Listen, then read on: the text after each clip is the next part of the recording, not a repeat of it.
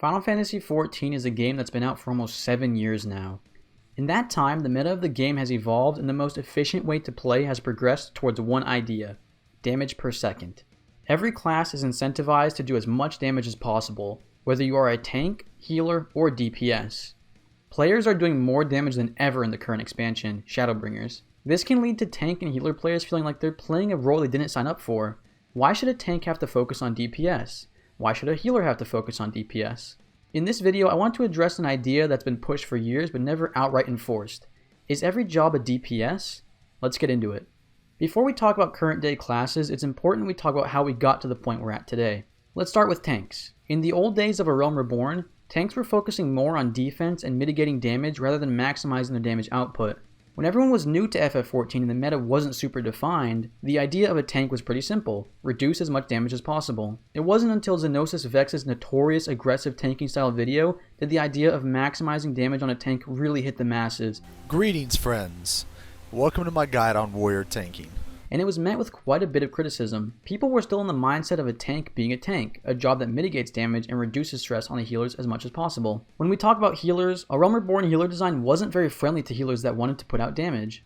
Your damage spell is scaled off intelligence, not mind, and Cleric Stance, a now deleted skill, was a buff that allowed you to swap your intelligence stat with your mind stat. This means to do damage worth anything, you had to activate Cleric Stance and delete your healing output to push out DPS. Cleric Stance had a 5-second cooldown, meaning if you enabled it, you had at least 5 seconds where you couldn't put out effective heals, and that barrier to entry was enough to make some healers completely swear off the skill. Activated at the wrong time, or someone making a mistake and taking dangerous levels of damage, and you're screaming at that Cleric Stance cooldown as you desperately want to save someone's life but are unable to. On top of that, healers didn't have as many tools to heal as we do now.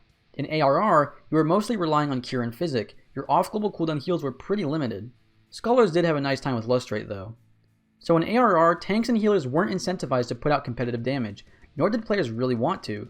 You could clear without it. Why purposefully play in a dangerous offensive manner? This really all got thrown out the window when Heavensward released. There was some criticism towards the final coil of Bahamut that it was a bit too easy, and Square Enix seemingly took that criticism and went to the complete other side of the spectrum, making an incredibly hard raid tier. Alexander Gordias was full of extreme DPS checks, and no longer was the idea of playing full defensive tank builds or not hopping into Cleric Stance a valid way to play. Simply put, the damage checks were so high that you needed to have your tanks and healers helping out with the DPS. This is when Xeno's follow-up aggressive tanking guide really took off. Greetings friends, and welcome to my aggressive style warrior tanking guide 3.0. Players were now looking at Xeno as the prophet, and the aggressive style of play was now mainstream overnight. Once again, it was met with criticism, and lots of players were extremely unhappy with Gordias' damage checks.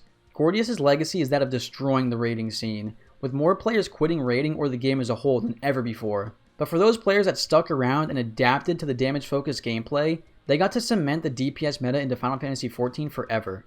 Skipping to today, we have had that DPS-focused meta designed directly into the classes. Cleric Stance was deleted, tank stances were deleted, and rotations were simplified.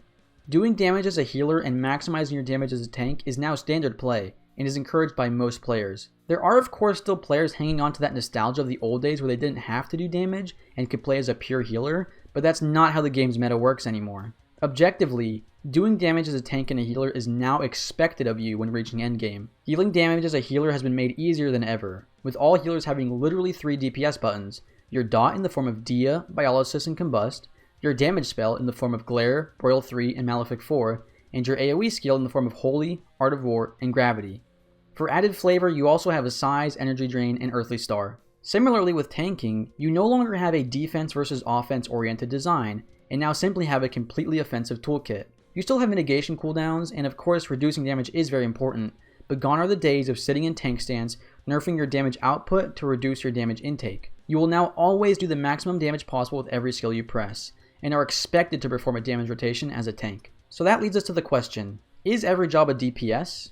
Well, in my opinion, yes. Using your mitigation tools and reducing damage as a tank is the bare minimum that is required. The true skill of tanking comes from mastering a DPS rotation while mitigating as much damage as possible. Similarly, keeping people alive and making sure everyone has enough health for mechanics is the bare minimum that is required as a healer. The true skill in healing comes from balancing a high damage output with enough healing to make sure everyone stays alive. The skill cap in FF14 is not mitigating damage, or holding aggro, or keeping people alive.